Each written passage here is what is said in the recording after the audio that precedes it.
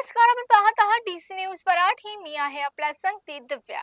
मुंबई नागपूर विमान प्रवासात मुख्यमंत्री फडणवीस आणि उद्धव ठाकरे आमने सामने. हस्त आंदोलनाने रंगल्या राजकीय चर्चा. महाराष्ट्राच्या राजकारणात एक मोठी खळबळ उडवणार एक अनपेक्षित दृश्य शुक्रवारी पाहायला मिळालं. मुख्यमंत्री देवेंद्र फडणवीस आणि उद्धव बाळासाहेब ठाकरे गटाचे पक्षप्रमुख उद्धव ठाकरे ही मुंबईहून नागपूर जाणाऱ्या एकाच विमानातून प्रवास करताना दिसले. या प्रकरणात विशेष म्हणजे चक्क विमानात फडणवीस आणि ठाकरे एकसंगती होते.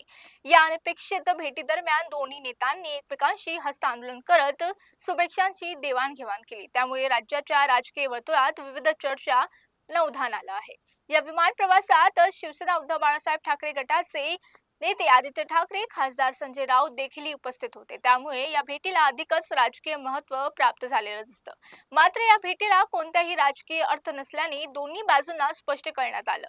सत्ताधारी महायुतीनेही हा केवळ योगानुयोग असल्याचं सांगत कोणतेही राजकीय संकेत नसल्याचे म्हटले. मुख्यमंत्री देवेंद्र फडणवीस हे नागपूरमधील पूर्वनियोजित शासकीय आणि राजकीय कार्यक्रमासाठी आपल्या मतदारसंघात गेले होते, तर उद्धव ठाकरे विदर्भ मराठवाडा दौऱ्यावर असून पुढील 3 दिवस हे भागातील विशेष लोकसभा मतदारसंघांना भेट देणार.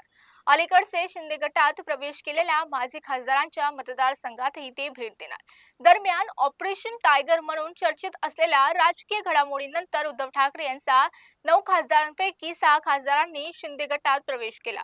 त्यांमध्ये संजय देशमुख यवतमाळ, संजय यादव परभणी, संजय दिना पाटील मुंबई उत्तर पूर्व, नागेश पाटील आष्टीकर हिंगोली आणि ओमप्रकाश राजनिंबाळकर धाराशिव आणि साथही भाऊसाहेब वाकचौरे शिर्डी यांचा समावेश आहे.